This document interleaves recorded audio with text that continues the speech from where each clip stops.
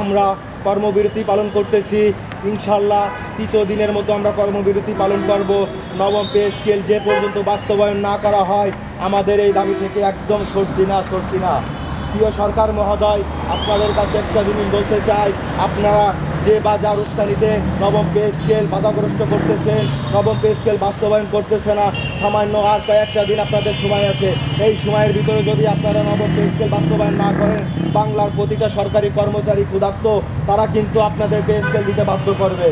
সামনে যে জাতীয় সংসদ নির্বাচন, এই নির্বাচনে যদি আমরা খেতে না পাই, এই নির্বাচনে যদি আমাদের বস্ত্রের চাহিদা না থাকে, এই নির্বাচনে যদি আমাদের শিক্ষা চাহিদা না থাকে, আমাদের ছেলে মেয়েকে যদি লেখাপড়া করাইতে না পারি, আমরা কিন্তু ভোট দিতে যাব না। ঠিক কি না?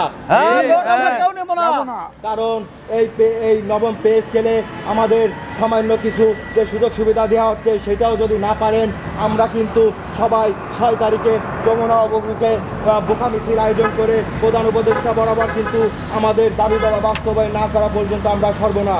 প্রিয় সহযোদ্ধা ভাইরা, বাংলার প্রতিটা জনগণ, বাংলার প্রতিটা মানুষ আমাদের সাথে আছে।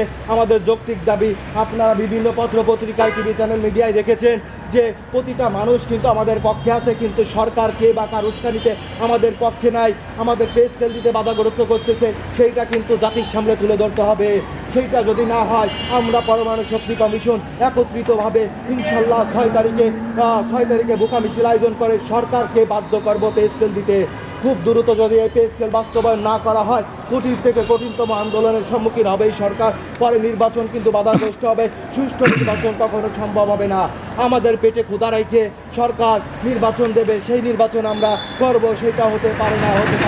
প্রিয় সহযোদ্ধা ভাইরা, আজকে যারা ফরিদপুর ইনমাস থেকে আজকে কর্মবিরতি পালন করতেছেন, অসংখ্য ধন্যবাদ জানাই। বাংলাদেশ পরমাণু শক্তি কমিশনকে ধন্যবাদ জানাই, যারা আমাদের সাপোর্ট করতেছেন, ভালোবাসতেছেন। ধন্যবাদ জানাই বাংলাদেশের প্রতিটা জনগণকে। ধন্যবাদ। ভালো থাকবেন, সুস্থ থাকবেন। আল্লাহ হাফেজ।